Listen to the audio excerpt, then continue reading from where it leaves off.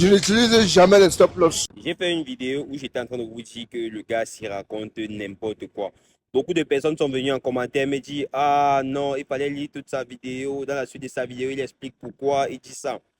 Voici ce qu'il dit dans la suite de sa vidéo. Il dit qu'il trade sans stop loss parce qu'il met directement dans son compte le montant qu'il est prêt à perdre.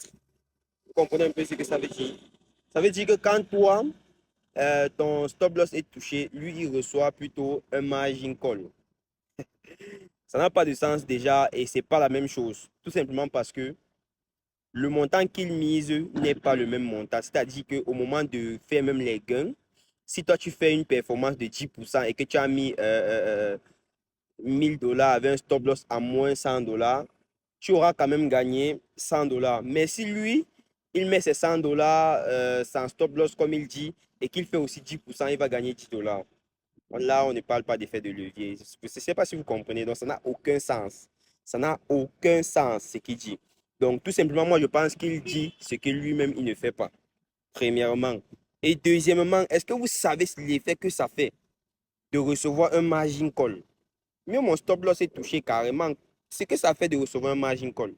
Il aura encore pu me dire que oui, moi, je suis tellement pointu dans mes analyses, j'entre en sniper propre, je n'ai pas besoin de stop loss. Un peu comme Ocean Nikos, moi, je vais comprendre. Je vais comprendre que bon, c'est vrai, il y a des entrées. Moi-même, je prends souvent des positions sur le marché sans stop loss pour être vrai.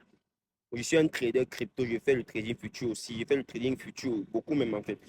Donc, il y a des positions que je prends sans stop loss pour certaines raisons.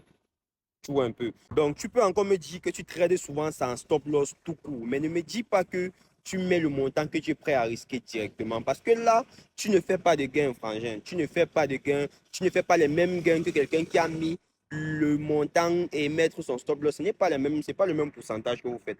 C'est le même pourcentage, mais ce n'est pas les mêmes gains en fait. 1% de 100 dollars, ce n'est pas 1% de 10 000 dollars, c'est impossible.